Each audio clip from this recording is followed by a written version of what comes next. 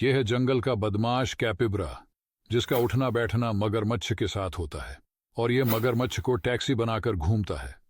देखने में तो ये जानवर बहुत ही फ्रेंडली लग रहा होगा, जो कि ये होते भी हैं, क्योंकि ये आसानी से हर जानवर के साथ घुल मिल जाते हैं।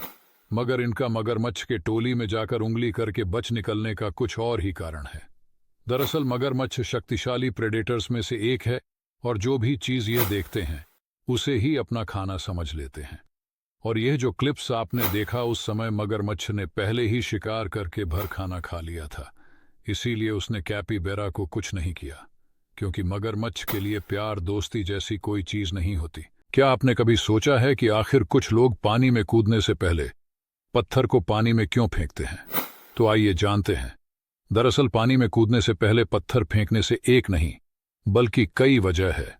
सबसे पहले तो जब ड्राइवर्स पानी में किसी पत्थर को फेंकते हैं तो वह पत्थर जितनी देर में पानी तक पहुंचेगा उससे उन्हें पानी तक की दूरी गहराई का पता चल जाता है।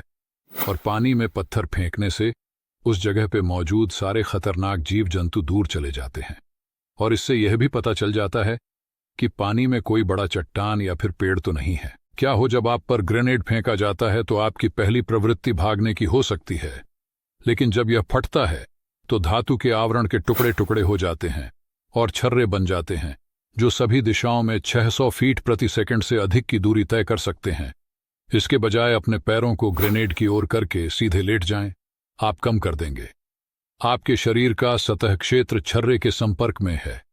यह स्थिति महत्वपूर्ण अंगों को नीचे रखती है और विस्फोट से खुद को बचाने का सबसे अच्छा मौका देती है।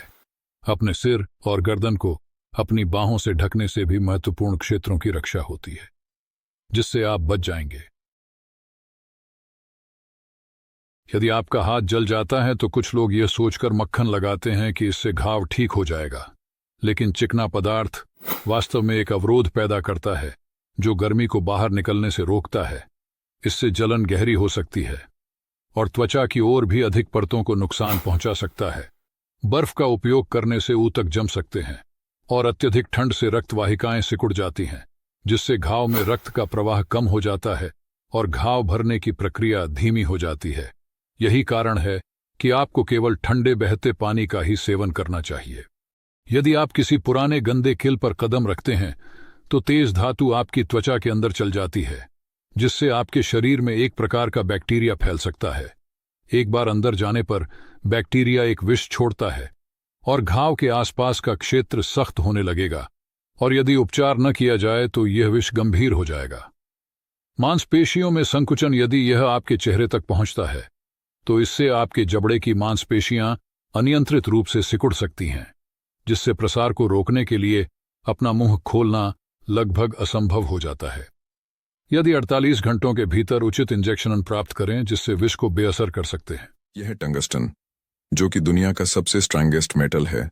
हाँ, एप्पल वाले टाइटेनियम से भी, क्योंकि टाइटेनियम की टेंसिल स्ट्रेंथ केवल 6,30,000 psi है, वही टंगस्टन की 1,42,000 psi है। लेकिन क्या होगा अगर सबसे स्ट्रांगेस्ट मेटल पर बुलेट फायर किया जाए? सबसे पहले टंगस्टन के क्यूब पर 9 मिलीमीटर की बुलेट को गन से फायर किया गया, जिसके बाद जैसे ही बुलेट टंगस्टन से टकराई तो उसके छोटे छोटे पीस हो गए। वही टंगस्टन के सरफेस पर डैमेज तो दूर की बात, स्क्रैच भी नहीं आई। इसके बाद राइफल से फायरिंग करने पर तो बुलेट केले के जैसे छिल गया, और इस बार भी टंगस्टन के ऊपर कोई भी डैमेज नहीं हुआ। लेकिन फिर अंत में आर्मर्ड पियर्सिंग बुलेट, जिसमें स्टील या टंगस्टन की टिप का इस्तेमाल किया जाता है, इससे फायर करने पर टंगस्टन में अच्छा खासा होल हो गया।